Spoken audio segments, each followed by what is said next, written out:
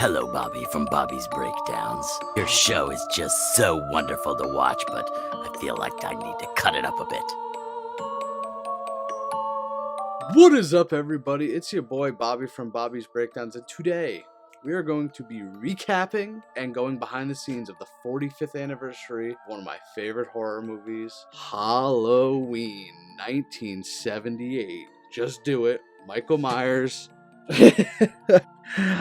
I got festive for this one, folks. But yes, it's been 45 years since the OG Halloween came out, and let's dive into some behind the scenes and my honest take on the movie. So with that being said, let's dive right in. So yeah, 1978, 45 years ago. First time I watched this was not that long ago. Thoroughly enjoyed it. It's not that scary, so if you jump very easily, you should be fine with this movie. But some facts. The budget was $300,000, which in 1978, a lot of money.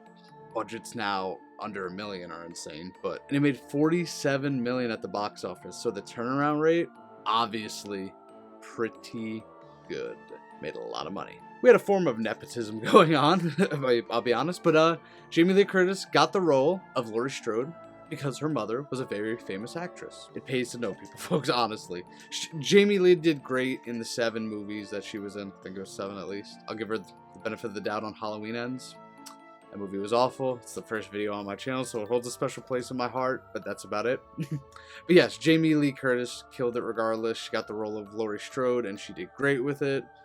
The timelines were confusing at some points, but that's not on her. And yes, pays to know people. I found this next one very cool. The sound effect of people getting stabbed is a knife stabbing a watermelon.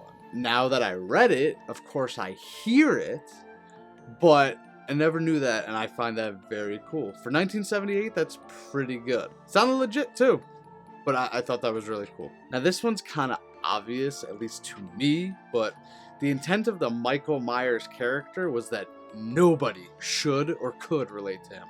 Obviously, the guy's a murderer, and yeah, nobody should want to be like that. They made that character like that on purpose, and yeah, why would you want to be a knife-wielding maniac who kills his older sister and then goes after his younger sister on every Halloween for 40 plus years.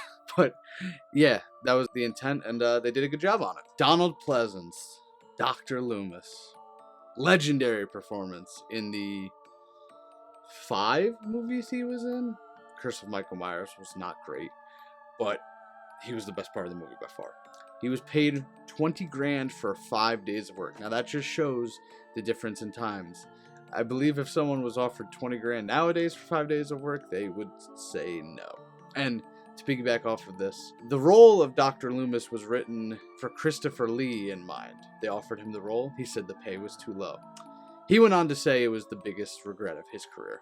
Obviously, because Donald Pleasance was made after this movie. 1, 2, Freddy's coming for you. Oh wait, this is the Halloween 78 recap. But Robert Englund was involved. Just not the way you would think. He was in charge of pouring a bag of leaves on set because John Carpenter asked him to. Crazy how these things come to be. I was kind of stunned when I saw this. But yeah, Robert Englund was involved in Halloween 78, just not an on-screen character. Donald Pleasance, for whatever reason, drank 2 bottles of wine before filming a scene where he's driving with the nurse. Everyone was worried he wouldn't be able to pull it off, but somehow Donald Pleasance did indeed pull it off.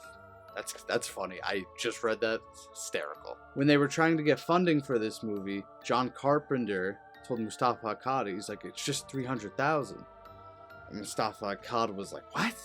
$300,000? He goes, I already got a project doing $300,000 a day. It's costing to make this.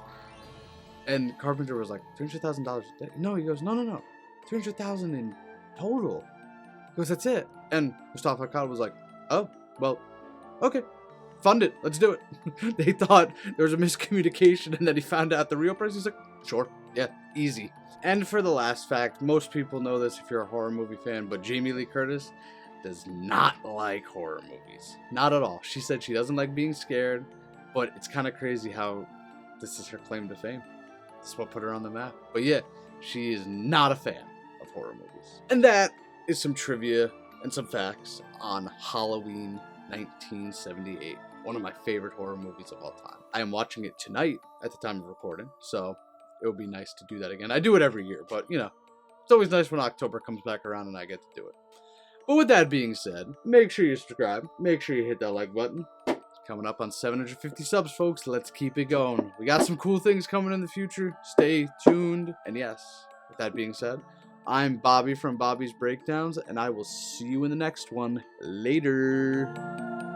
Thanks for listening to Bobby's Breakdowns. Now go about your life, would you?